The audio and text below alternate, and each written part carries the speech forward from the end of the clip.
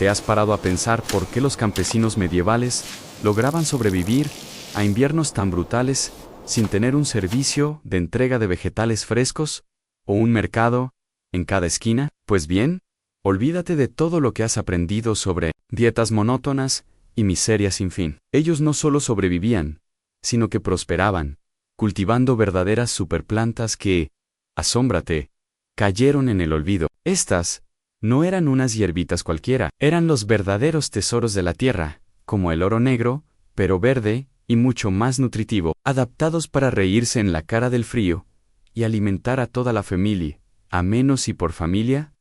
Estamos hablando de unas 8 bocas y algunos animales más, todo en la misma casita de barro. Vamos a empezar a cavar en esta historia, porque descubrí que estos campesinos eran maestros de la agricultura de una forma que ni el agricultor moderno más hipster podría imaginar. Arqueólogos, esos detectives del pasado, han encontrado evidencias de cultivos tan variados en sitios de la Inglaterra del siglo XIII, que tu huerta orgánica parecerá un chiste. Los campesinos usaban cada miserable pedazo de tierra para plantar vegetales, que aguantaban un clima que haría que cualquiera hoy en día llorara por un calentador.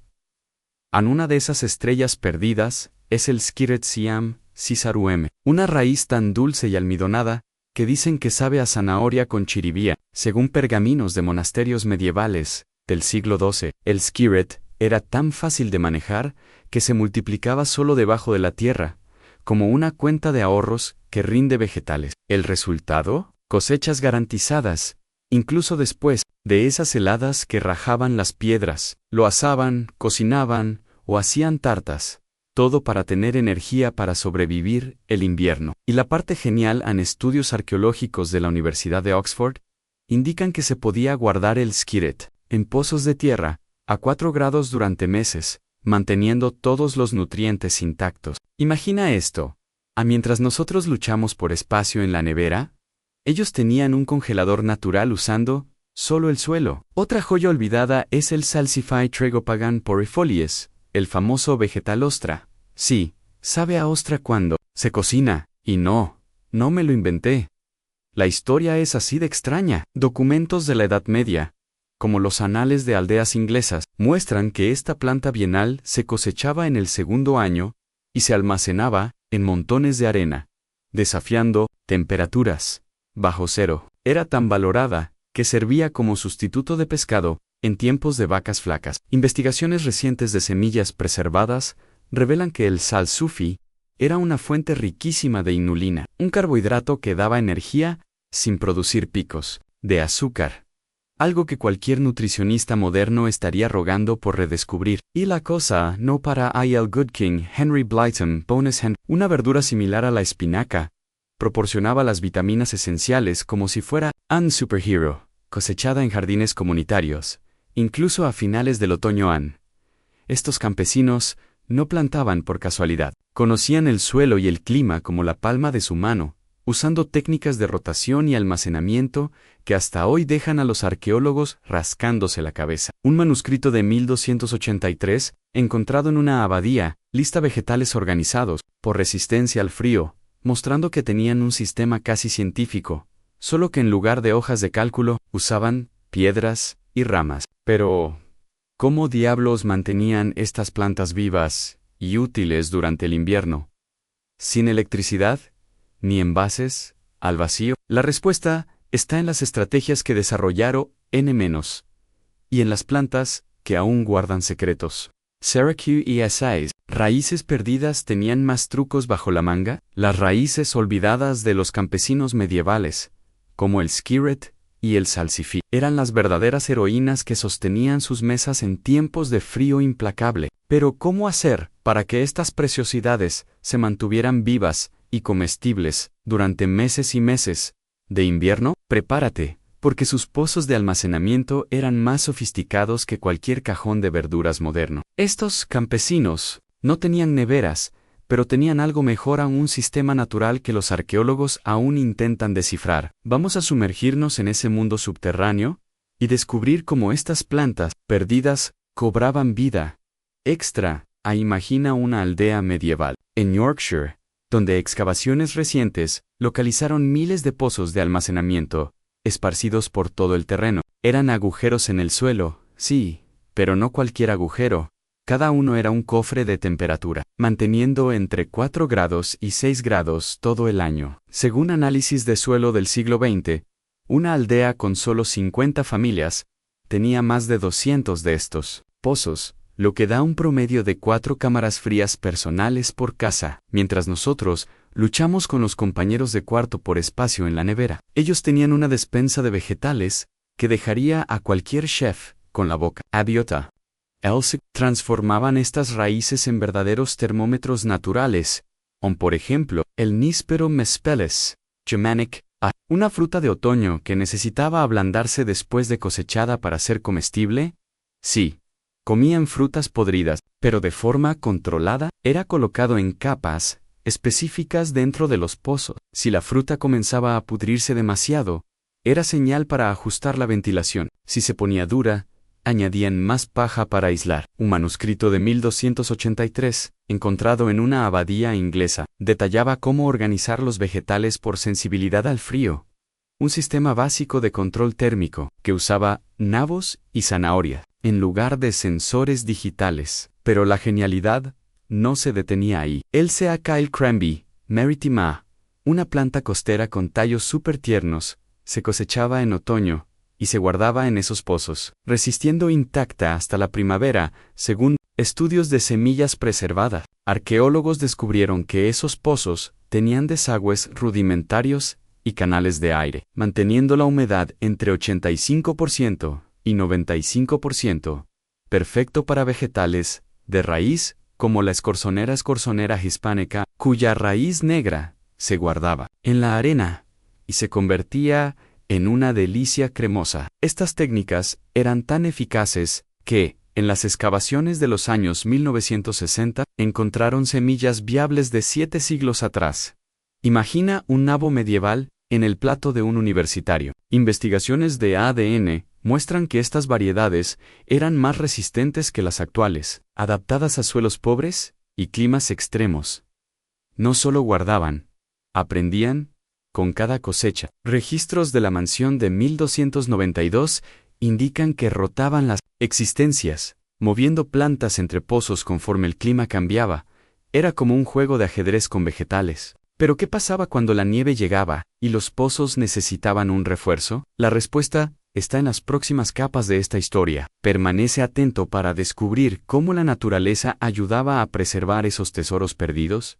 ¿Y por qué pueden salvar nuestras mesas hoy? Los pozos de almacenamiento guardaban tesoros como el níspero y el seacael, pero cuando la nieve caía pesada sobre las aldeas, los campesinos tenían un truco genial para mantener las plantas vivas. No corrían a refugiarse al ver copos caer, salían con cubos y palas, transformando la nieve en aliada. Excavaciones en un sitio del norte de Inglaterra revelan pozos donde compactaban la nieve en capas calculadas, creando cámaras frías que mantenían temperaturas entre 2 grados y 4 grados durante semanas después del deshielo. Esta técnica era tan eficaz que alimentos como la escorzonera y las hojas de nabo turnip greens duraban hasta mayo. Según análisis de estructuras preservadas, la nieve actuaba como un aislante natural, protegiendo las raíces de variaciones bruscas, y los campesinos entendían esto instintivamente, ajustando las capas con paja para controlar la humedad. Estos pozos no eran solo agujeros, eran obras de ingeniería primitiva, con desagües de barro que impresionarían a cualquier fontanero moderno. El apio de Monte Lavech, una hierba con tallos huecos usados en tés, se almacenaba en estas cámaras, manteniendo su aroma y propiedades medicinales para tratar dolores articulares. Registros de monasterios del siglo XIII indican que el apio de monte se cosechaba antes de las primeras heladas y se envolvía en heno, garantizando que resistiera el frío. La nieve, al derretirse lentamente, creaba un microclima húmedo que preservaba las texturas, algo que científicos han recreado en experimentos recientes, confirmando una eficiencia térmica sorprendente. Y hay más. A la hierba gallinera sejiquid, una hierba silvestre rica en vitamina C, se forrajeaba y se mezclaba con estas existencias, sirviendo como remedio para gripes y escorbutón. Pero la nieve no era el único secreto. Los campesinos observaban la naturaleza de cerca, notando cómo ciertos vegetales reaccionaban al frío. La rúcula rocket, con su sabor picante, se cultivaba en suelos pobres y se almacenaba en cajas de madera forradas con nieve, manteniendo sus hojas crujientes durante. Estudios de semillas medievales muestran que estas plantas estaban adaptadas a climas extremos, con raíces más profundas que las variedades actuales. Esta sabiduría se transmitía oralmente, con cada aldea ajustando sus técnicas. Llegaba la primavera.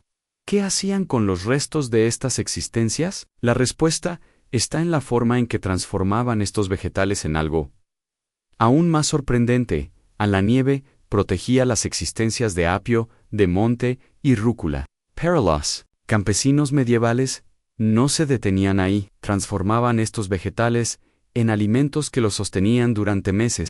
Estas plantas perdidas no solo se cosechaban y se guardaban, se convertían en verdaderas obras maestras culinarias, cocinadas y fermentadas, con una habilidad que dejaría a chefs modernos con la boca abierta. Arqueólogos han encontrado ollas medievales en aldeas de Francia con residuos de guisos que duraban semanas, mezclando el Good King Henry con raíces de salsify para crear una sopa densa y nutritiva. Análisis químicos revelan que este cocimiento prolongado descomponía los almidones, liberando hasta un 30% más de calorías.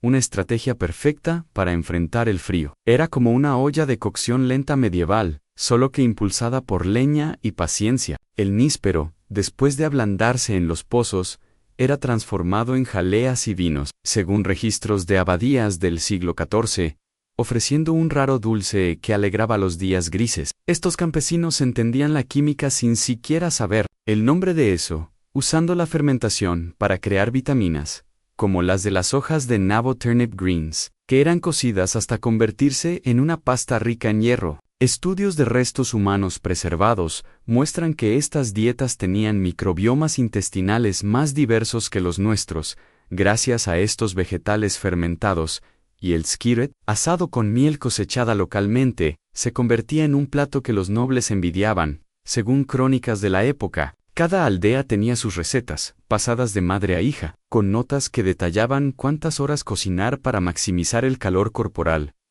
Pero la magia no se detenía en la cocina. Usaban las sobras para fertilizar los campos criando un ciclo sostenible que impresiona incluso a agrónomos de hoy. La hierba galinera seejiquid, después de ser usada como remedio, era mezclada con estiércol y esparcida en la tierra, aumentando la productividad del suelo hasta en un 20%, según experimentos recreados por universidades. El sea kale, con sus tallos tiernos, era secado y triturado para hacer harina de emergencia, una táctica que salvó aldeas durante hambrunas. Esta ingeniosidad provenía de siglos de prueba y error, con cada generación refinando lo que funcionaba. Y cuando el invierno apretaba, ¿cómo hacían para aprovechar cada pedazo de estas plantas? La respuesta está en la forma en que integraban estos cultivos a la vida diaria. Y eso va más allá de lo que imaginamos a los vegetales transformados en guisos, y Elías sostenían a los campesinos, pero iban más allá de la mesa, integrándose a la vida diaria de maneras que desafiaban el frío. Esas plantas perdidas eran más que comida, eran herramientas de supervivencia, usadas en cada rincón de las casas medievales. Arqueólogos han descubierto vestigios de apio de Monte Lavey, seco colgado en las vigas, sus tallos huecos transformados en pajitas para tés calientes, que calentaban las manos en noches gélidas. Registros de aldeas inglesas del siglo XIII muestran que esta hierba era cosechada en septiembre y almacenada para tratar dolores articulares, un remedio natural que los monjes anotaban en pergaminos. La rúcula rocket, con su sabor picante, era masticada cruda para abrir el apetito antes de las comidas pesadas, una práctica que análisis de dientes medievales confirman como común entre los campesinos. En estas plantas también calentaban los hogares de forma inesperada. Las hojas de nabo, después de cosechadas, tenían los tallos secos y quemados en hogueras pequeñas, liberando un calor sutil que complementaba las chimeneas centrales. Excavaciones en Yorkshire han revelado cenizas con trazas de vegetales quemados, indicando que incluso los restos eran aprovechados. El sea kale, con sus tallos duros, era trenzado en esteras que aislaban el suelo, reduciendo la pérdida de calor hasta en un 10%, según reconstrucciones térmicas modernas. Y la hierba gallinera, además de remedio, era esparcida sobre las camas de paja, creando una barrera contra la humedad que los arqueólogos estiman elevar la temperatura interna en 2 grados. Era una sinfonía de usos, donde nada se desperdiciaba en la comunidad, también entraba en escena. Las aldeas organizaban días de cosecha colectiva, con familias intercambiando semillas de salsify y skirret. Según anales de tribunales medievales de 1290, estos encuentros no eran solo trabajo, eran festivales, donde las plantas eran celebradas, con danzas alrededor de pilas de raíces. Estudios de etnobotánica sugieren que estos intercambios garantizaban diversidad genética, haciendo los cultivos más resistentes. Pero el invierno traía desafíos, y las plantas necesitaban más que cuidado. ¿Cómo hacían para proteger estos tesoros cuando la nieve cubría todo? La respuesta está en la colaboración con la naturaleza, a menos, y eso te sorprenderá, en las plantas como las hojas de nabo calentaban los hogares. Pero los campesinos medievales llevaban esta colaboración con la naturaleza a otro nivel, usando el ambiente circundante para proteger sus cultivos perdidos. Cuando la nieve cubría los campos, no se rendían, traían la naturaleza al interior, integrándola a sus estrategias. Excavaciones en aldeas de Escocia revelan corrales donde el Good King Henry era plantado cerca de vacas, aprovechando el calor animal para mantener las raíces vivas. Estudios térmicos modernos estiman que este arreglo elevaba la temperatura del suelo en 5 grados, suficiente para evitar heladas profundas. Las vacas, con su vapor y estiércol, creaban un microclima que los arqueólogos llaman efecto invernadero medieval, preservando las plantas hasta la primavera. La hierba gallinera, con su resistencia natural, era esparcida en áreas húmedas, cercanas a arroyos, donde el suelo helado era menos agresivo. Análisis de polen medieval muestran que esta hierba prosperaba en suelos pobres, sirviendo como forraje para gallinas que, a su vez, calentaban los gallineros con su calor corporal. Esta simbiosis era tan eficaz que registros de mansiones del siglo XIV indican que las aldeas con estos sistemas tenían menos casos de hambruna. El apio de monte, con sus tallos altos, era plantado a lo largo de cercas vivas, usando el viento para dispersar semillas y el abrigo natural para proteger las especies. Investigaciones botánicas recientes confirman que estas cercas aumentaban la humedad local en un 15%, ideal para vegetales medicinales. También utilizaban la sombra estratégicamente. La rúcula era cultivada bajo árboles frutales, donde la luz filtrada evitaba quemar las hojas sensibles, mientras el níspero aprovechaba el mismo suelo para madurar. Documentos de abadías describen cómo ajustaban la poda de los árboles para controlar la exposición, una técnica que los científicos han recreado con éxito. Esta danza con la naturaleza no era aleatoria, provenía de generaciones observando patrones climáticos, pero el invierno traía límites y las plantas necesitaban más que refugio. ¿Cómo hacían para garantizar que estos cultivos resistieran las tormentas más severas? La solución está en la fuerza de la comunidad. Y eso va más allá de lo imaginable. A la comunidad protegía la escorzonera y el Good King Henry, con cornetas y trabajos en grupo. Pero la verdadera magia provenía de la unión de las aldeas, donde la comunidad transformaba las plantas perdidas en armas contra el invierno. No era solo plantar y cosechar, era un esfuerzo colectivo que desafiaba las tormentas. Registros de tribunales medievales de 1290 muestran que los campesinos organizaban cosechas en grupo, intercambiando semillas de salsify y skirret, como si fueran monedas preciosas. Estos encuentros eran festivales, con danzas alrededor de pilas de raíces, y arqueólogos han encontrado vestigios de hogueras donde las hojas de nabo eran asadas para todos. Estudios etnobotánicos sugieren que estos intercambios aumentaban la diversidad genética, haciendo los cultivos más fuertes. Dividían tareas con precisión. Los más jóvenes cavaban pozos para el sea cale, mientras los mayores supervisaban el secado del apio de monte.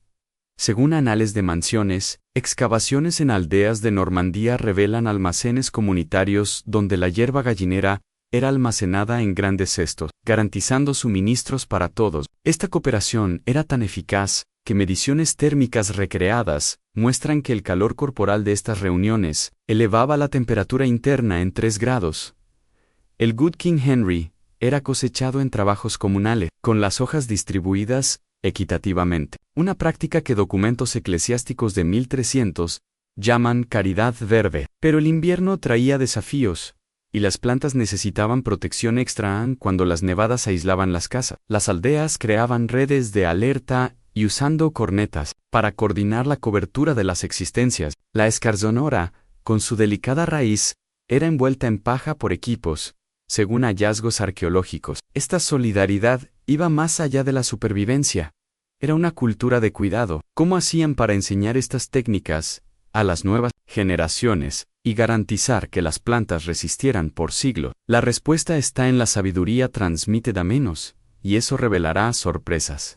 La comunidad protegía la escorzonera y el Good King Henry con cornetas y trabajos en grupo, pero el verdadero secreto estaba en la sabiduría transmitida de generación en generación, grabada en la memoria y en las prácticas de las aldeas. No había libros de instrucciones, pero los campesinos tenían un sistema oral que rivalizaba con cualquier manual moderno. Arqueólogos han descubierto pergaminos fragmentados en abadías inglesas del siglo XIII, como el de la mansión de 1285, detallando cómo enseñar a los niños a plantar el skirret en suelos húmedos y el salsify en área soleada. Estas enseñanzas incluían canciones y rimas que listaban los mejores momentos para cosechar la rúcula, evitando heladas tardías. Una técnica que estudios de etnobotánica confirman como eficaz. Los ancianos supervisaban contando historias sobre el níspero, explicando cómo esperar el ablandamiento natural antes de almacenarlo, según crónicas monásticas. Excavaciones en aldeas de Alemania revelan herramientas de jardinería infantiles, sugiriendo que los niños aprendían desde temprano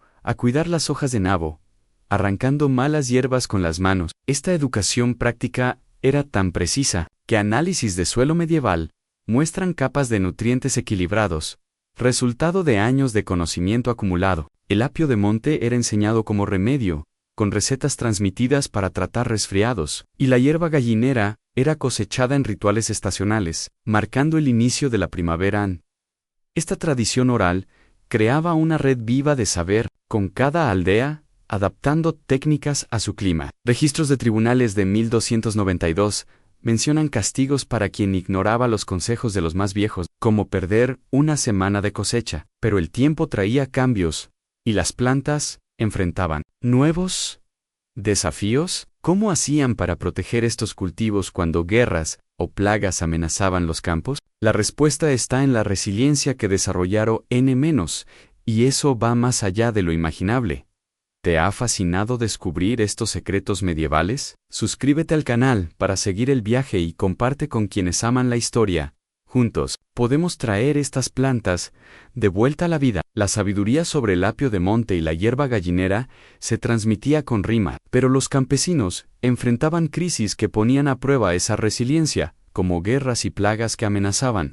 Los campos no se adaptaban sus plantas perdidas para sobrevivir al caos. Arqueólogos han encontrado evidencias de aldeas inglesas del siglo XIV, como en Norfolk, donde los campesinos replantaban el skirret en áreas protegidas por muros de piedra, después de ataques vikingos, garantizando cosechas incluso con tierras devastadas. Registros de crónicas monásticas de 1350 describen cómo el salsufi era cultivado en jardines escondidos, sus raíces profundas resistiendo el pisoteo de caballo. Esta táctica salvó comunidades durante la peste negra, con estudios estimando que el 20% de las calorías provenían de estos cultivos ocultos. Las plagas traían otro desafío, y la rúcula rocket demostró su valor. Análisis de suelo medieval muestran que esta planta, con su sabor picante, era plantada en rotación con otros cultivos, rompiendo ciclos de insectos como pulgones, una técnica que los agrónomos modernos llaman control biológico natural. El níspero M. Edler, con su cáscara dura, era dejado en los huertos como trampa para plagas, protegiendo árboles frutales mientras maduraba. Excavaciones en aldeas alemanas revelan fosas donde las hojas de nabo turnip greens eran enterradas, con cenizas de hogueras, repeliendo roedores con el olor fuerte. Esta ingeniosidad provenía de siglos, observando la naturaleza, con cada aldea ajustando sus defensas. También usaban la comunidad para recuperar pérdidas. Después de las tormentas, trabajos en grupo, replantaban el Sia Kael en suelos recién lavados, según Anales, de 1295, transformando desastres en oportunidades. El Good King Henry era sembrado en áreas pantanosas, donde las plagas tenían menos alcance, garantizando suministros, pero la mayor prueba llegó con el declive de estas prácticas, cuando las plantas comenzaron a desaparecer. ¿Por qué estas estrategias se perdieron? ¿Y cómo podemos traerlas de vuelta? La respuesta está en la historia que se aproxima al final, y eso promete emocionar. La resiliencia con el Sia Kael y el Good King Henry salvó aldeas, pero el tiempo trajo un declive que borró estas plantas de los campos. Con la llegada del Renacimiento, las dietas cambiaron, y los nobles prefirieron Species importadas, the Handel Skirret y el Salsify Truss. Arqueólogos han rastreado esta transición en sitios italianos del siglo XVI, donde los jardines monásticos abandonaron la rúcula por hierbas exóticas, y análisis de semillas muestran una caída abrupta en la diversidad vegetal. La peste negra, que mató a la mitad de la población europea, forzó una agricultura más intensiva, favoreciendo trigo y patatas, mientras el níspero desapareció de los registros después de 1500. Crónicas de aldeas inglesas lamentan la pérdida de estas raíces de los pobres, sustituidas por cultivos más lucrativos. A la revolución agrícola del siglo XVIII selló el destino, con máquinas y monocultivos, eliminando las hojas de nabo y el apio de Monte Lovage de suelos tradicionales. Excavaciones en Yorkshire revelan campos donde la hierba gallinera, Sejiquid, fue sustituida por pastizales, y estudios genéticos confirman que muchas variedades medievales se perdieron para siempre. Pero no todo está perdido. En los últimos 50 años, movimientos de agricultura sostenible han redescubierto estas plantas, con la Scorsonera scorsoner resurgiendo en huertas francesas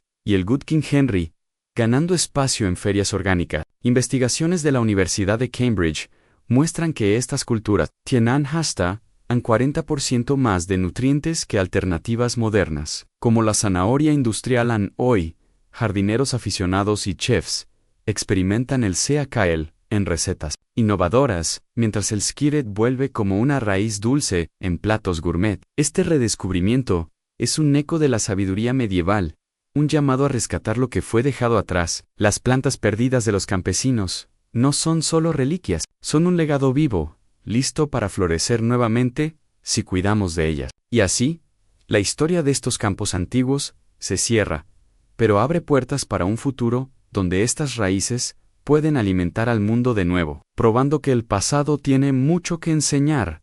El renacimiento del Sia Kael y el skirret inspira, pero la historia de estas plantas perdidas comenzó en jardines escondidos que los campesinos crearon mucho antes del declive. Estos espacios no eran solo para comida, eran refugios de resistencia, cultivados en secreto para enfrentar tiempos de guerra y hambruna. Arqueólogos han descubierto vestigios de huertas camufladas en bosques de Inglaterra del siglo XI, donde el salsify era plantado entre arbustos espinosos, protegido de invasores. Análisis de suelo muestran capas de cenizas y estiércol mezcladas con la tierra, indicando que las hojas de nabo prosperaban allí, con raíces más profundas que las de hoy.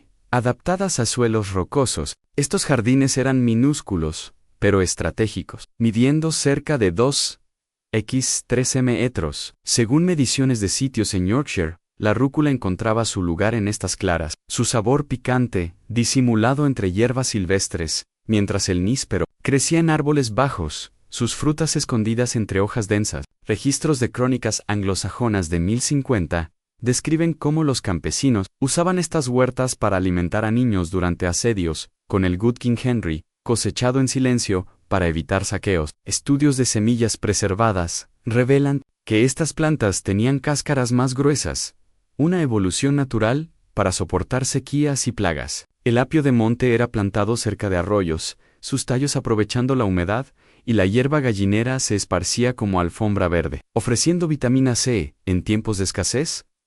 Estos jardines no eran aleatorios, seguían un patrón estacional que los campesinos observaban con cuidado. Excavaciones muestran marcas de estacas que marcaban el crecimiento de la escorzonera, indicando cosechas escalonadas para evitar pérdidas. El sea-kale era cultivado en áreas sombreadas, sus tallos blanqueados naturalmente, una técnica que los científicos han recreado con éxito. Pero estos refugios enfrentaban amenazas más allá de la guerra, como cambios climáticos que alteraban los suelos. ¿Cómo hacían para adaptar estas plantas a nuevos desafíos, manteniéndolas vivas por generaciones? La respuesta está en la evolución de estos cultivos, y eso promete revelar más capas de esta historia.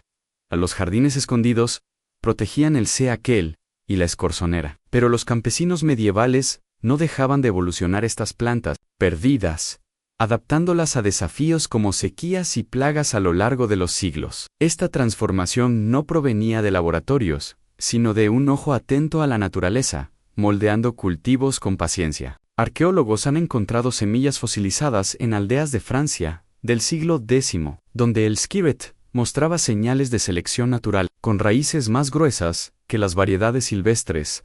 Según análisis de ADN vegetal estos campesinos elegían las plantas más resistentes, replantándolas año tras año, un proceso que estudios estiman haber aumentado la productividad en un 15% a lo largo de generaciones.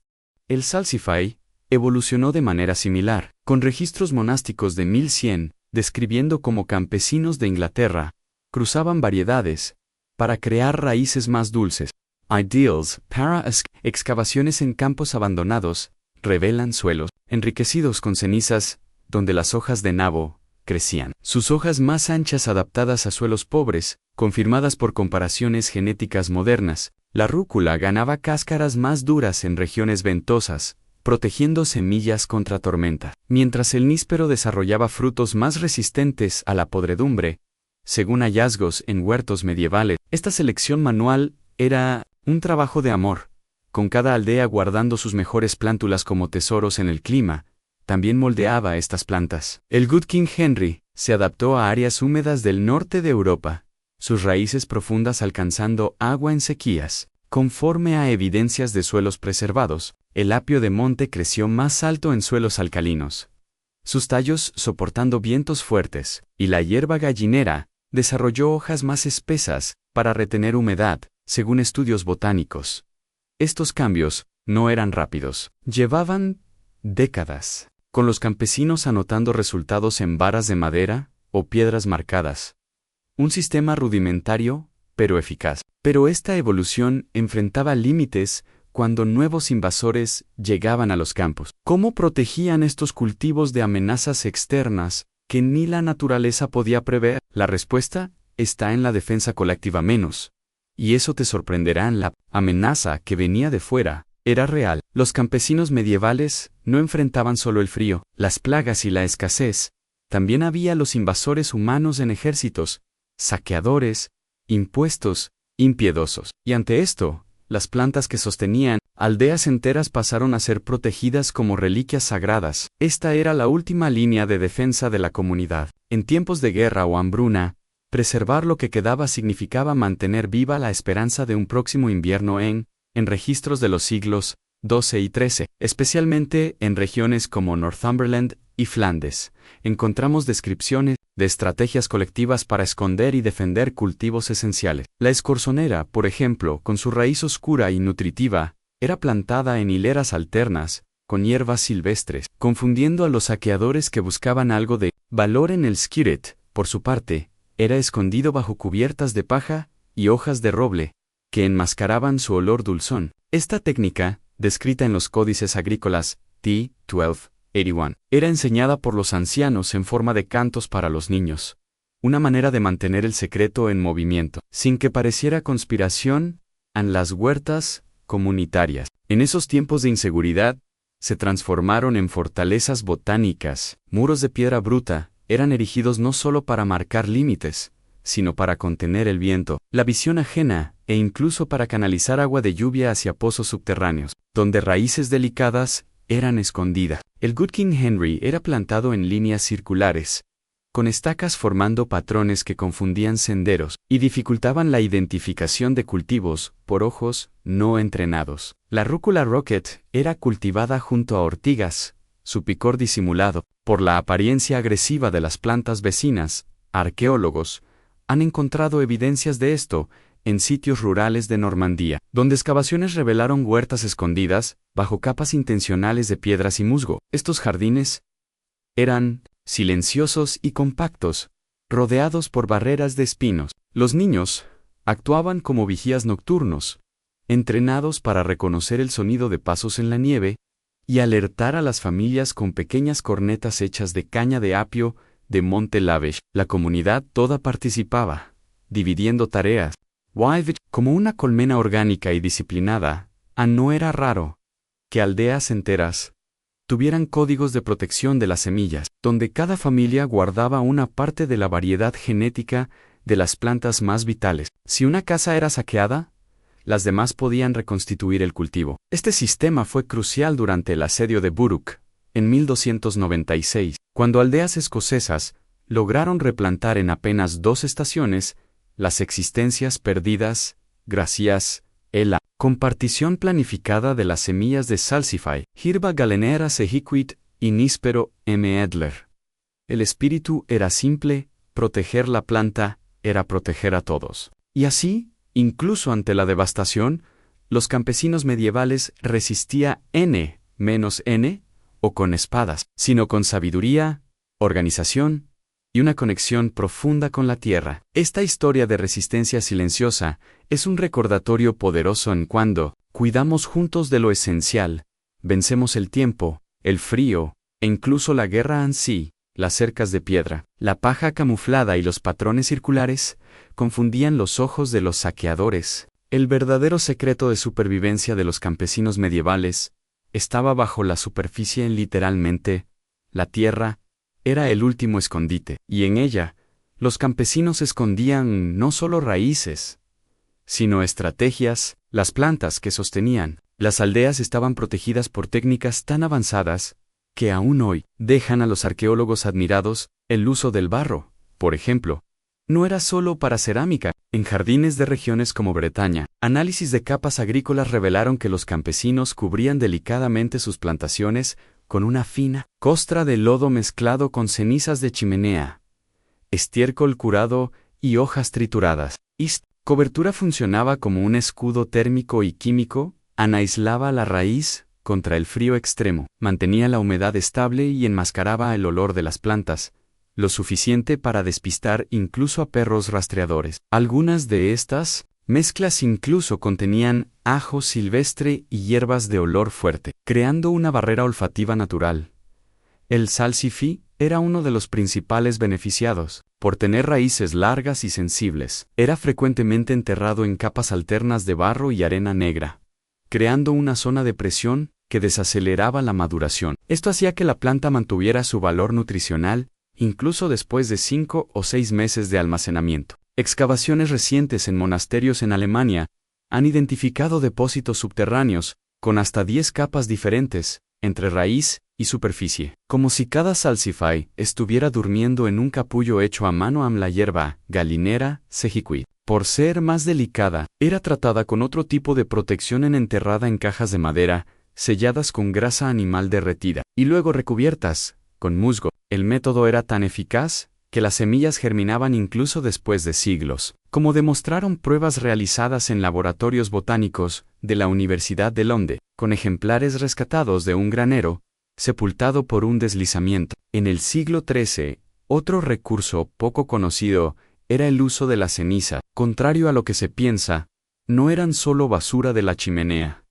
Eran clasificadas y usadas estratégicamente. Cenizas de madera dura eran esparcidas en los caminos entre los bancales para repeler insectos, mientras que las de paja eran mezcladas con el suelo para elevar el pH en áreas muy ácidas. Documentos de la abadía de San I.N.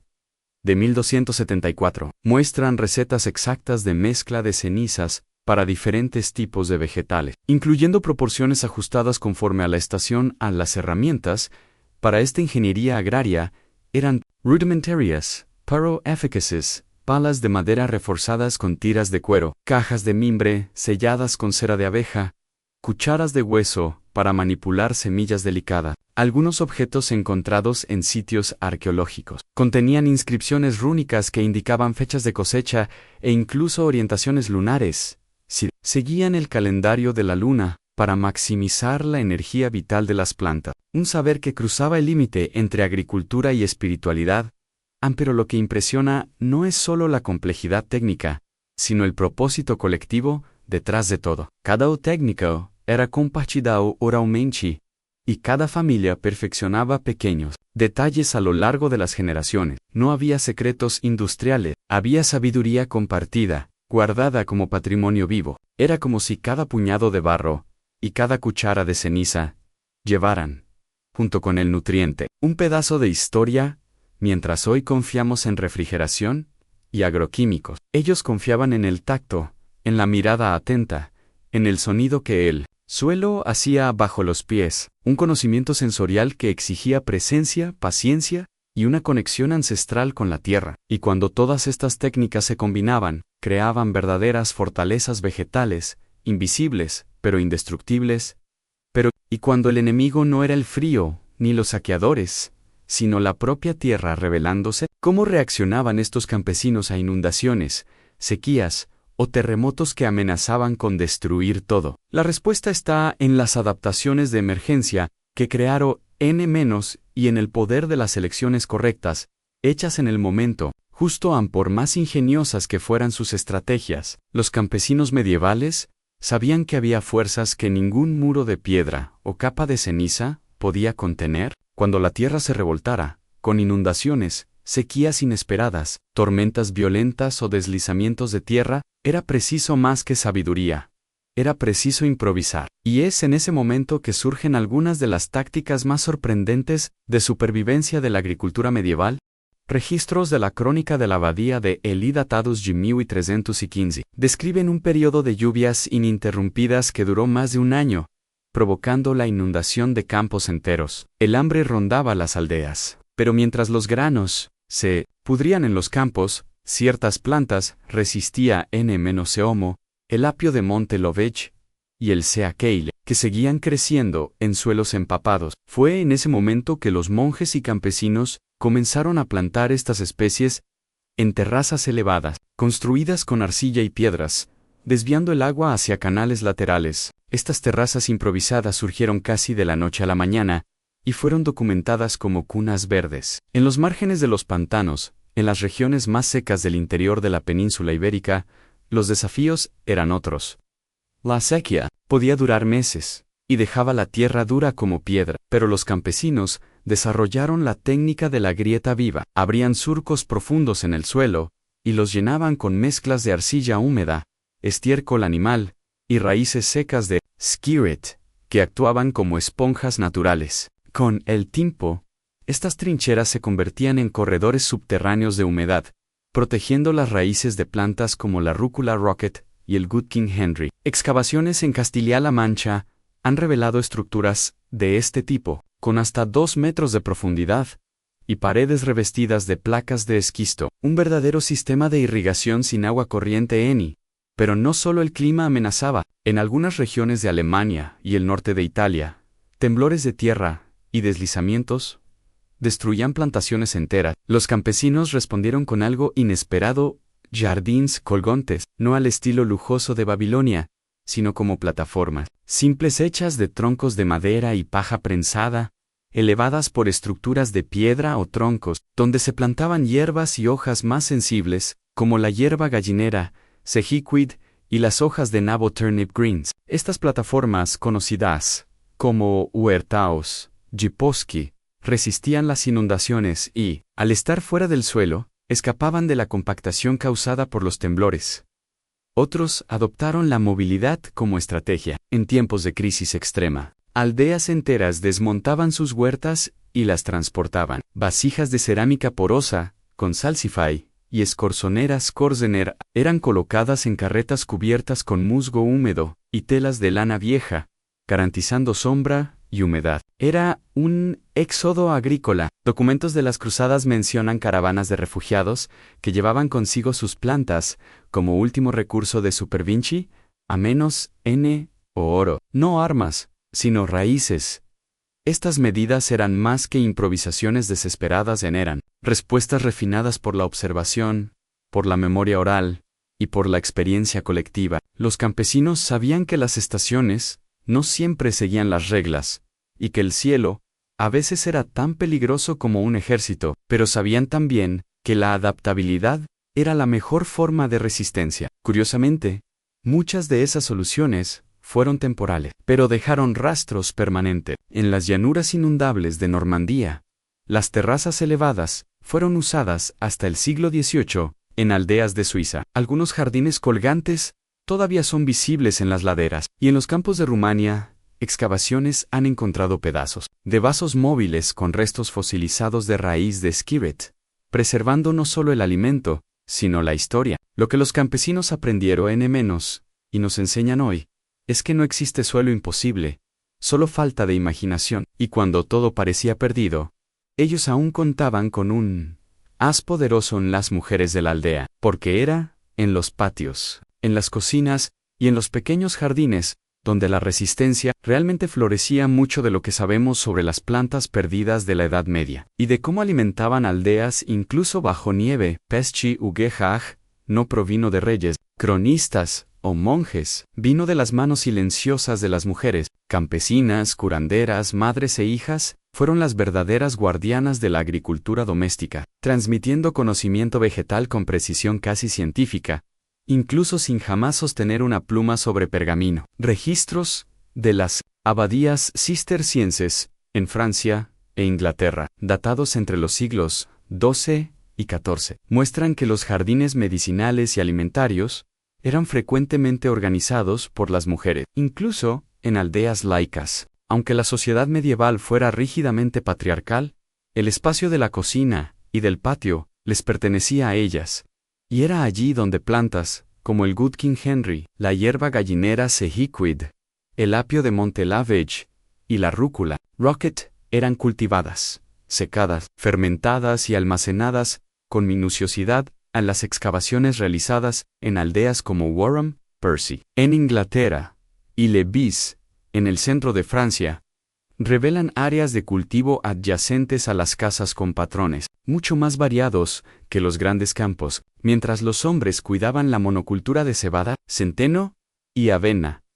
En terrenos abiertos, las mujeres cultivaban huertas con diversidad impresionante, en raíces dulces como el skiret, hojas resistentes al frío como las hojas de nabo turnip, greens, hierbas aromáticas, e incluso árboles frutales de pequeño porte, como el níspero M. Edler, todo en espacios de pocos metros, organizados en franjas y bancales, rotados en esas huertas, eran planificadas con precisión. En 2008, un análisis realizado en el sitio medieval de Nienover, en Alemania, encontró residuos de semillas fosilizadas, agrupadas en patrones que indicaban rotación de cultivos y consorcios botánicos, una técnica en la cual diferentes plantas eran combinadas para mantener el suelo fértil y repeler plagas. Esta práctica es ampliamente descrita en manuscritos del siglo XIII, como el Tacunam Sanitatis, donde se recomienda el cultivo conjunto de hierbas y raíces para equilibrar los humores de la tierra. Hay evidencias de que esas elecciones eran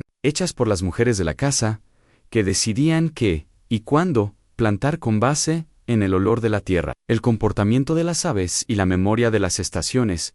A más que alimentar, esas mujeres curaban y protegían. El apio de monte, por ejemplo, era usado no solo como condimento, sino como infusión para aliviar dolores menstruales y fiebres, una práctica citada en la Física de Hildegarda de Bingen, abadesa y naturalista del siglo XII.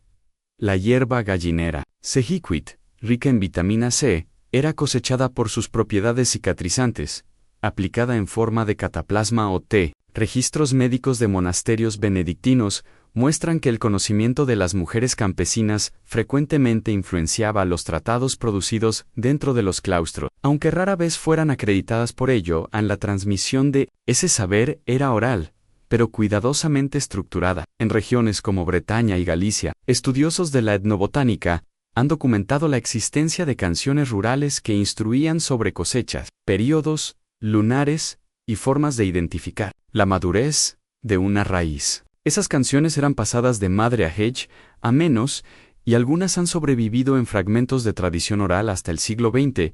En las excavaciones de aldeas abandonadas en Flandes, arqueólogos han encontrado pequeñas herramientas de madera con marcas talladas que, según especialistas, eran sistemas de contaje de ciclos de plantación. Algunas de esas herramientas estaban enterradas en contextos asociados a objetos femeninos, como usos y agujas, reforzando la hipótesis de que el calendario agrícola era también un oficio de las mujeres.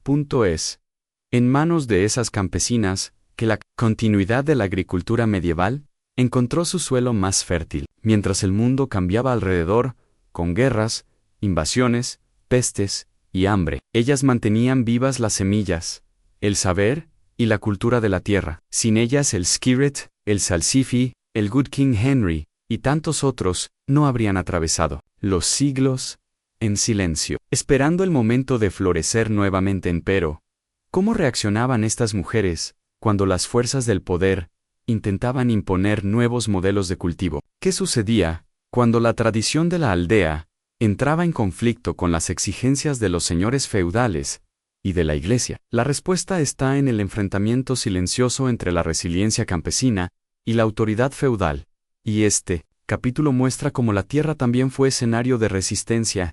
Imagínate ser obligado a abandonar todo: la casa, el campo, el horno de barro donde se cocía tu pan, el gallinero que tu abuela construyó, todo quedando atrás por una guerra, una peste o un impuesto que nadie puede pagar. Pero si hay algo que los campesinos medievales sabían hacer como nadie, era cargar la vida en las manos, literalmente, y cuando partían, llevaban consigo aquello que más importaba. En semillas durante el siglo XIV, con la llegada de la peste negra y los conflictos frecuentes entre reinos europeos, cientos de aldeas fueron abandonadas o diezmadas, pero el conocimiento agrícola no murió con ellos. Viajó dentro de bolsillos de cuero, saquitos de lino y potes de cerámica sellados con cera de abejas, como demuestran hallazgos en regiones de migración campesina entre Flandes, Sajonia y el sur de Francia. En excavaciones en la antigua ciudad de, en el norte de Alemania, arqueólogos encontraron lo que parecía ser un kit agrícola portátil, una pequeña caja de madera con compartimentos conteniendo semillas de Skirt, hierba galenera,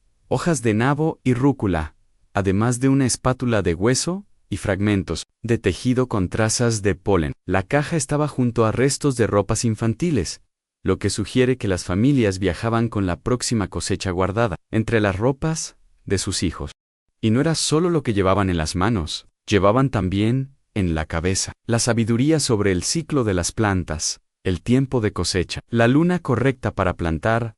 Todo esto era transmitido por canciones, oraciones y dichos populares, en manuscritos del siglo XV, especialmente en los llamados libros du Horas, que los campesinos alfabetizados lograban conservar. Hay notas marginales con listas de plantas e instrucciones para tener suelo bueno, incluso cuando el suelo no es el equivalente medieval a un tutorial de YouTube sobre cómo hacer una huerta en el balcón. Durante las cruzadas y la Reconquista, tropas campesinas fueron convocadas a luchar, y muchos nunca regresaron a casa, pero relatos de cronistas como Jean de Joinville muestran que incluso, en campamentos improvisados, los campesinos cultivaban huertas temporales, principalmente con hojas como el Good King Henry y el apio de monte, que crecían rápido y no exigían mucho cuidado. El saber era portátil, y quizás esa fue la mayor fuerza de los campesinos: no depender de una patria, sino de una tierra menos, se cualquier tierra, cuando migraban por necesidad económica, como en los siglos XII y XIII, durante el crecimiento de las ciudades comerciales. Llevaban sus cultivos a los alrededores de las murallas urbanas, los llamados huertos de margen, ortuli, extramuros, documentados en Florencia y Orqua y Bruyas, estaban poblados por excampesinos que recreaban, en miniatura, las huertas. En estas huertas urbanas, brotaban escorzonera, salsify, níspero y otras preciosidades que pasaban desapercibidas a los ojos de la élite urbana, pero sostenían a familias enteras. Muchas de estas plantas sobrevivieron exactamente por eso. Porque fueron cargadas, plantadas y replantadas en lugares improbables, y con el tiempo, estos refugiados agrícolas se convirtieron en multiplicadores de diversidad genética. Estudios de la Universidad de Wageningen, en los Países Bajos, muestran que algunas variedades de Skirit, encontradas en huertas modernas, tienen trazas genéticas que se remontan a linajes campesinos itinerantes del siglo XIII. O sea, una planta que sobrevivió porque alguien la escondió en el zapato durante la travesía de una frontera. Es por eso que cuando miramos la supervivencia de estas especies, no debemos solo admirar su resistencia al frío o a la sequía. Recordar que sobrevivieron porque estaban ligadas a personas que no se rendían, incluso cuando lo perdían todo, y aún así, seguían adelante, plantando, pero no siempre estas semillas encontraban suelo amigo. En muchos lugares, los campesinos necesitaron adaptar completamente sus cultivos al nuevo ambiente. ¿Cómo hicieron eso? La respuesta está en las adaptaciones inteligentes, hechas planta por planta. Una evolución silenciosa que moldeó el paisaje de la Europa medieval. ¿Creías que la selección genética era cosa de laboratorios de punta? Pues bien, los campesinos medievales, sin doctorado en biología ni batas blancas, ya hacían eso en medio del barro. Eran los verdaderos ingenieros botánicos de la Edad Media, con una mirada tan afilada para la naturaleza, que rivalizaba con cualquier científico moderno. La gran idea, observation, paciencia y una terquedad digna de un buey de arado. Arqueólogos han encontrado semillas fosilizadas en aldeas de Francia del siglo X, y lo que revelaron es asombroso. El Skirit, por ejemplo, mostraba señales claras de selección natural, con raíces visiblemente más gruesas que las de sus primas salvajes. Según análisis de ADN vegetal, nuestros ancestros, de forma inconsciente, estaban creando superplantas medievales. Elegían a dedo las plantas más robustas, aquellas que sobrevivían a las heladas más fuertes y a las plagas más molestas, y replantaban sus semillas año tras año. Era un proceso lento, claro, pero estudios estiman que esta práctica aumentó la productividad hasta en un 15% a lo largo de generaciones. Pinza Enelo. Un mejoramiento genético a base de prueba y error, con resultados que impresionan hasta hoy. En el Salsify, la famosa Plantoastra con su sabor a mariscos, tampoco se quedó atrás en esta carrera evolutiva. Registros monásticos de 1100 describen cómo los campesinos ingleses cruzaban diferentes variedades para crear raíces aún más dulces, perfectas, para esos asados, que, según las crónicas, eran la envidia de los nobles. Imagina la escena. Un campesino decidiendo que Salsify sería el padre de la próxima generación, todo por intuición, con el destino de la cena de invierno en sus manos, y las hojas de nabo turnip greens, excavaciones en campos abandonados, revelaron suelos enriquecidos con cenizas, donde crecían con hojas más anchas, adaptadas a suelos pobres. Comparaciones genéticas modernas confirman esta adaptación, es decir, hasta los restos de la hoguera se convertían en herramienta de evolución. La rúcula rocket, por su parte,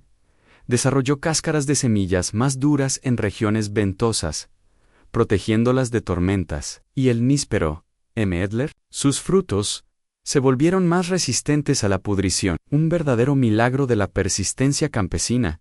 Según hallazgos en huertos medievales, estas no eran innovaciones de laboratorio, sino de un trabajo de amor rural, con cada aldea, guardando sus mejores plántulas, como si fueran tesoro. Era el propio Google de semillas, solo que sin Wi-Fi y con mucho más estiércol. Hasta el clima moldeaba estas plantas. El Good King Henry se adaptó a áreas húmedas del norte de Europa, con raíces profundas para alcanzar agua en sequías. El apio de Montelovech creció más alto en suelos alcalinos, soportando vientos fuertes.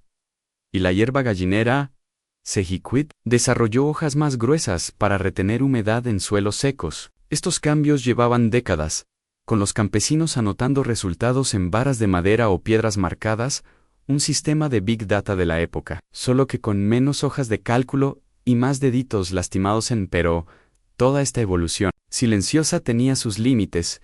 cuando nuevos peligros llegaban a los campos. ¿Cómo protegían estos cultivos de amenazas externas que ni la naturaleza podía prever? La respuesta no estaba solo en la resiliencia de las plantas, sino en la astucia de la comunidad. La amenaza que venía de fuera era real. Los campesinos medievales no enfrentaban solo el frío, las plagas y la escasez. También había los invasores humanos en ejércitos, saqueadores, impuestos despiadados. Y ante esto, las plantas que sostenían aldeas enteras pasaron a ser protegidas como reliquias sagradas. Esta era la última línea de defensa de la comunidad. En tiempos de guerra o hambruna, preservar lo que quedaba significaba mantener viva la esperanza de un próximo invierno. En registros de los siglos XII y XIII, especialmente en regiones como Northumberland y Flandes, encontramos descripciones de estrategias colectivas para esconder y defender cultivos esenciales. La escarzonera scorzonera, por ejemplo, con su raíz oscura y nutritiva, era plantada en hileras alternas, con hierbas silvestres, confundiendo a los saqueadores que buscaban algo de valor. Era la camuflaje perfecta. Nadie iba a arriesgar la vida por una raíz que parecía solo una mala hierba. El skirt, por su parte, con su olor dulzón, que delataba la preciosidad, era escondido bajo cubiertas de paja y hojas de roble, que enmascaraban su aroma. Esta técnica, descrita en los códices agrícolas 2-4-81, era enseñada por los ancianos, en forma de cantos para los niños, una manera de mantener el secreto en movimiento, sin que pareciera una conspiración. Imagina a los niños cantando musiquitas sobre dónde esconder los vegetales del ejército enemigo, un secreto pasado de boca en boca, pero que salvaba vidas en las huertas comunitarias. En esos tiempos de inseguridad, se transformaron en verdaderas fortalezas botánicas. Muros de piedra bruta eran erigidos no solo para marcar límites, sino para contener el viento, la vista ajena, e incluso para canalizar agua de lluvia hacia pozos subterráneos, donde raíces delicadas eran escondidas. El Good King Henry era plantado en líneas circulares, con estacas formando patrones que confundían senderos y dificultaban la identificación de cultivos por ojos no entrenados. Era el equivalente medieval de un laberinto verde para despistar invasores. La rúcula, con su sabor picante, era cultivada junto a ortigas, su picor disimulado por la apariencia agresiva de las plantas vecinas. ¿Quién sería lo suficientemente loco como para meter la mano en un bancal lleno de ortigas para buscar lechuga? Arqueólogos han encontrado evidencias de esto en sitios rurales de Normandía, donde excavaciones revelaron huertas escondidas bajo capas intencionales de piedras y musgo. Estos jardines eran silenciosos y compactos, rodeados por barreras de espinos, y para garantizar que nadie fuera tomado por sorpresa, los niños actuaban como vigías nocturnos, entrenados para reconocer el sonido de pasos en la nieve y alertar a las familias con pequeñas cornetas hechas de caña de lave. La comunidad toda participaba, dividiendo tareas y vigilancia, como una colmena orgánica y disciplinada. No era raro que aldeas enteras tuvieran códigos de protección de las semillas, donde cada familia guardaba una parte de la variedad genética de las plantas más vitales. Si una casa era saqueada, las demás podían reconstituir el cultivo. Este sistema fue crucial durante el asedio de Berwick, en 1296, cuando aldeas escocesas lograron replantar en apenas 2 estaciones las existencias perdidas, gracias a la compartición planificada de las semillas de Sausophy, Chickweed y Medlar. El espíritu era simple. Proteger la planta era proteger a todos, y así, incluso ante la devastación, los campesinos medievales resistían N-N, o con espadas, sino con sabiduría, organización y una conexión profunda con la tierra. Este gesto de resistencia silenciosa es un recordatorio poderoso. Cuando cuidamos juntos de lo esencial, vencemos el tiempo, el frío y hasta la guerra. Pero, y cuando el enemigo no era el frío, los saqueadores o ejércitos, sino la propia tierra, rebelándose. ¿Cómo reaccionaban estos campesinos a inundaciones, sequías o terremotos que amenazaban con destruir todo? La respuesta está en las adaptaciones de emergencia que crearon en y en el poder de las elecciones correctas, hechas en el momento justo, por más ingeniosas que fueran sus estrategias. Los campesinos medievales sabían que había fuerzas que ningún muro de piedra o capa de ceniza podía contener. Cuando la tierra se revoltara, con inundaciones, sequías inesperadas, tormentas violentas o deslizamientos de tierra, era preciso más que sabiduría, era preciso improvisar, y es en ese momento que surgen algunas de las tácticas más sorprendentes de supervivencia de la agricultura medieval. Registros de la crónica de la abadía de Ely, datados de 1315, describen un periodo de lluvias ininterrumpidas que duró más de un año, provocando la inundación de campos enteros. El hambre rondaba las aldeas, pero mientras los granos se pudrían en los campos, ciertas plantas resistían como el apio de monte y el seacael, que seguían creciendo en suelos. Fue en ese momento que los monjes y campesinos comenzaron a plantar estas especies en terrazas elevadas, construidas con arcilla y piedras, desviando el agua hacia canales laterales. Estas terrazas improvisadas surgieron casi de la noche a la mañana, y fueron documentadas como cunas verdes en los márgenes de los pantanos. Era la versión medieval del jardín vertical, pero para huir del diluvio. En las regiones más secas del interior de la península ibérica, los desafíos la sequía podía durar meses, y dejaba la tierra dura como piedra, pero los campesinos desarrollaron la técnica de la grieta viva, abrían surcos profundos en el suelo, y los llenaban con mezclas de arcilla húmeda, estiércol animal, y raíces secas de skiret, que actuaban como esponjas naturales. Con el tiempo, estas trincheras se convertían en corredores subterráneos de humedad, protegiendo las raíces de plantas como la rúcula y el Good King Henry. Excavaciones en Castilla-La Mancha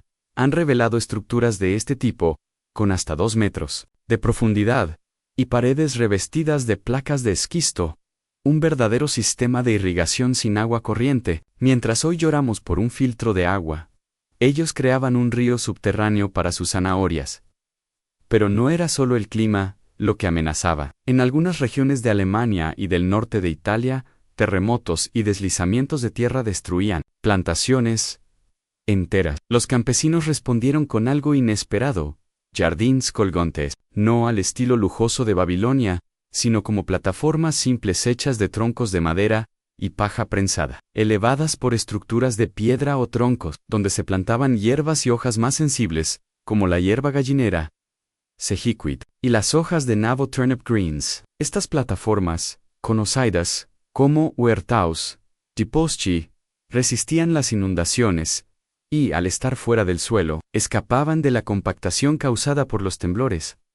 Otros adoptaron la movilidad, como en tiempos de crisis extrema, aldeas enteras desmontaban sus huertas y las transportaban. Vasijas de cerámica porosa, con salsify y escorzonera, eran colocadas en carretas cubiertas con musgo húmedo y telas de lana vieja, garantizando sombra y humedad. Era un éxodo agrícola. Documentos de las cruzadas mencionan caravanas de refugiados que llevaban consigo sus plantas como último recurso de supervivencia, -n, o oro. No armas, sino raíces. Estas medidas eran más que improvisaciones desesperadas. Eran respuestas refinadas por la observación, por la memoria oral y por la experiencia colectiva. Los campesinos sabían que las estaciones no siempre seguían las reglas, y que el cielo a veces era tan peligroso como un ejército. Pero sabían también que la adaptabilidad era la mejor forma de resistencia. Curiosamente, muchas de estas soluciones fueron temporales, pero dejaron rastros permanentes. En las llanuras inundables de Normandía, las terrazas elevadas fueron usadas hasta el siglo XVIII, en aldeas de Suiza. Algunos jardines colgantes aún son visibles en las laderas, y en los campos de Rumania, excavaciones encontraron pedazos de vasos móviles, con restos fosilizados de raíz de skiret, preservando no solo el alimento, sino la historia. Lo que los campesinos aprendieron y nos enseñan hoy, es que no existe suelo imposible, solo falta de imaginación.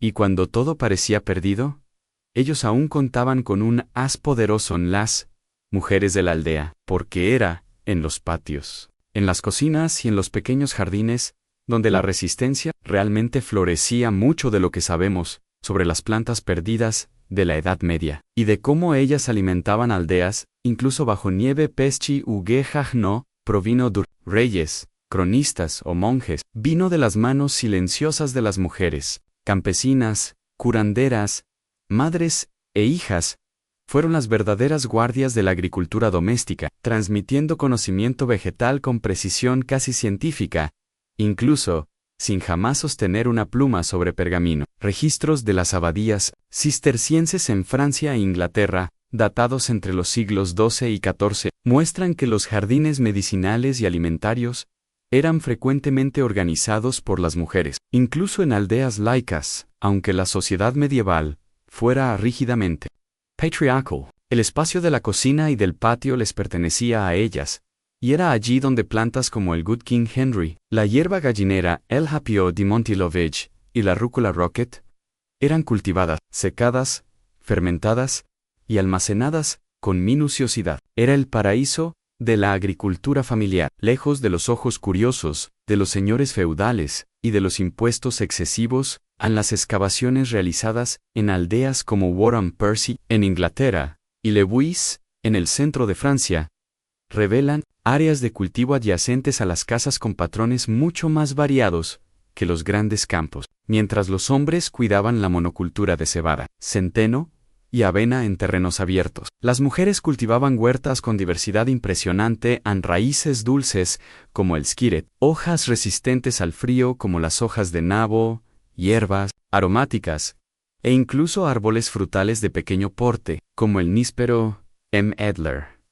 Todo en espacios de pocos metros. Organizados en franjas y bancales rotados en esas huertas, eran planeadas con precisión. En 2008, un análisis realizado en el sitio medieval de Niehofer, en Alemania, encontró residuos de semillas fosilizadas agrupadas en patrones que indicaban rotación de cultivos y consorcios botánicos, una técnica en la cual diferentes plantas eran combinadas para mantener el suelo fértil y repeler plagas. Esta práctica es ampliamente descrita en manuscritos del siglo XIII, como el Tacunam Sanitatis, donde se recomienda el cultivo conjunto de hierbas y raíces. Para Equalibra, los humores de la tierra hay evidencias de que esas elecciones eran hechas por las mujeres de la casa, que decidían qué y cuándo plantar, con base en el olor de la tierra, en el comportamiento de las aves y en la memoria de las estaciones. El Google de hoy no tiene nada sobre el olor de la tierra, indica buena cosecha, pero ellas sabían, más que alimentar, esas mujeres curaban y protegían. El apio de monte, por ejemplo, era usado no solo como condimento, sino como infusión para aliviar dolores menstruales y fiebres. Una práctica citada en la Física de Hildegarda de Bingen. Abadesa y naturalista del siglo XII, la hierba gallinera, Sejiquid, rica en vitamina C, era cosechada por sus propiedades. Cicatrizontis, aplicada en forma de cataplasma o té. Registros médicos de monasterios benedictinos muestran que el conocimiento de las mujeres campesinas frecuentemente influenciaba los tratados producidos dentro de los claustros, aunque rara vez fueran acreditadas por ello. La transmisión de ese saber era oral, pero cuidadosamente estructurada. En regiones como Bretaña y Galicia, estudiosos de la etnobotánica documentaron la existencia de canciones rurales que instruían sobre las cosechas, los períodos lunares y las formas de identificar la madurez de una raíz. Esas canciones eran pasadas de madre a ella menos, y algunas sobrevivieron en fragmentos de tradición oral hasta el siglo XX, en Flandes. Por ejemplo, arqueólogos que excavan aldeas abandonadas han desenterrado pequeñas herramientas de madera con marcas talladas. Según los especialistas, esas marcas no eran decoraciones aleatorias, sino sistemas de contaje de ciclos de plantación. Y, para dejar todo aún más fascinante, algunas de esas herramientas fueron encontradas junto a objetos femeninos, como husos y agujas, lo que refuerza la hipótesis de que el calendario agrícola, esa compleja danza con la tierra, era también un oficio de las mujeres. Pins, en Hello, ellas eran las agrónomas contadoras de historia, sin diploma, pero con un conocimiento que salvaría generaciones. Es en las manos de esas campesinas que la continuidad de la agricultura medieval encontró su suelo más fértil, mientras el mundo alrededor se desmoronaba, con guerras, invasiones, pestes y el hambre llamando a la puerta. Ellas, silenciosamente, mantenían vivas las semillas, el saber y, con ellos, la propia cultura de la tierra. Sin la persistencia de esas mujeres, plantas como el skirret, el salsify, el Good King Henry y tantos otros vegetales hoy perdidos, no habrían atravesado los siglos en silencio, simplemente esperando el momento justo para florecer nuevamente. Ellas eran las verdaderas guardianas del patrimonio genético medieval, como un banco de semillas ambulante, solo que sin bóvedas, y con mucho más barro ampero. ¿Qué sucedía cuando el poder, el del señor feudal, o el de la iglesia, intentaba imponer sus propias reglas sobre lo que debía brotar del suelo? ¿Cómo reaccionaban esas mujeres cuando las fuerzas del poder intentaban imponer nuevos modelos de cultivo? ¿Qué diablos pasaba cuando la tradición de la aldea entraba en conflicto con las exigencias de los señores feudales y de la iglesia? Prepárese, porque la tierra, mis queridos, también fue escenario de una resistencia silenciosa e inusitada. Y ni siquiera necesitó espadas o ejércitos.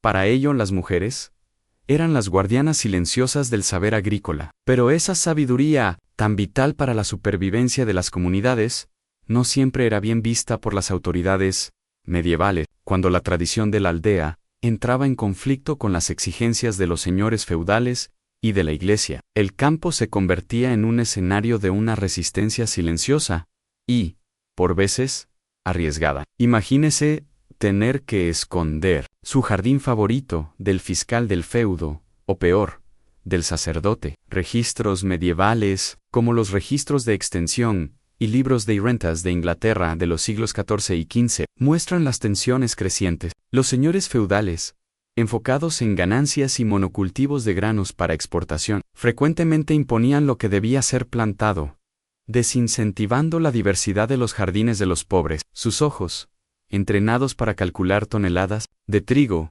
veían el Good King Henry o la hierba gallinera Sehiquid como meras malas hierbas, y no como tablas de salvación en años de hambruna. La iglesia, por su parte, a veces veía la etnobotánica popular, especialmente el uso medicinal de ciertas hierbas como el apio de Monte Lavage, con desconfianza, asociándola a prácticas paganas o brujería. No era raro que las curanderas fueran advertidas o incluso castigadas por usar conocimientos pasados de generación en generación. Era la batalla entre la ciencia del libro y la ciencia de la tierra.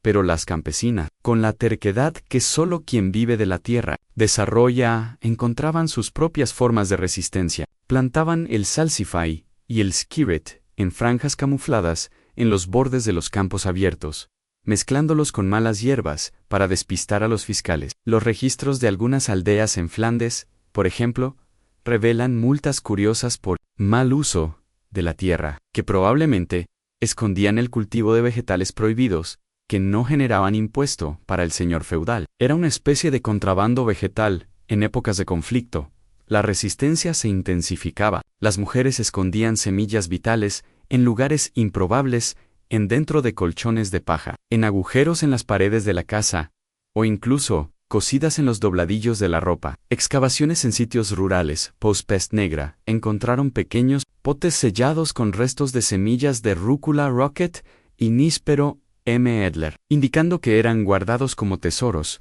listos para ser llevados en fugas de emergencia. La movilidad de los campesinos, forzada por guerras o hambrunas, terminó convirtiéndose en una forma de esparcir la diversidad. Cuando migraban, llevaban sus kits agrícolas portátiles, recreando sus pequeños jardines en cualquier pedazo de suelo, incluso en los alrededores de grandes ciudades medievales, donde estos huertos de margen, en latín, hortuli extramuros, eran un refugio de biodiversidad. Subsistencia.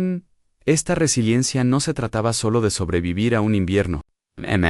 Se trataba de mantener viva una cultura, un conocimiento que las academias y los señores despreciaban, pero que era la columna vertebral de toda la sociedad. La historia del CAKL, que casi desapareció y ahora resurge en huertas orgánicas, es un eco directo de esa herencia. La escorzonera, el Good King Henry, la hierba gallinera, Sehiquid. Estas plantas no son solo reliquias arqueológicas, son un legado vivo, una prueba de la inteligencia y adaptabilidad de personas que, sin tecnología, moldearon la paisaje y garantizaron la supervivencia durante siglos Y así, la fascinante jornada de las plantas perdidas de los campesinos medievales llega a su fin. De la semilla a la mesa, del subsuelo a la olla, de la tradición oral a la resistencia silenciosa. Estos vegetales, y el pueblo que los cultivó, nos enseñan una lección poderosa, que la verdadera riqueza no reside en las cosechas abundantes, de monocultivos, o en las especias importadas, sino en la diversidad, en la adaptabilidad, y sobre todo, en la profunda conexión entre el ser humano y la tierra. Nos recuerdan que la naturaleza es la mayor biblioteca de saberes, y que el pasado, por más distante que parezca, tiene las claves para muchos de los desafíos que enfrentamos hoy. Así, la próxima vez que veas un nabo o un salsify en el mercado, recuerda su noble historia medieval. No son solo vegetales, son testigos silenciosos de una era brutal, de un ingenio olvidado, y de un legado que, si sabemos valorar, puede continuar alimentándonos por muchas generaciones. ¿Y quién diría que un simple bancal medieval guardaba tantos secretos?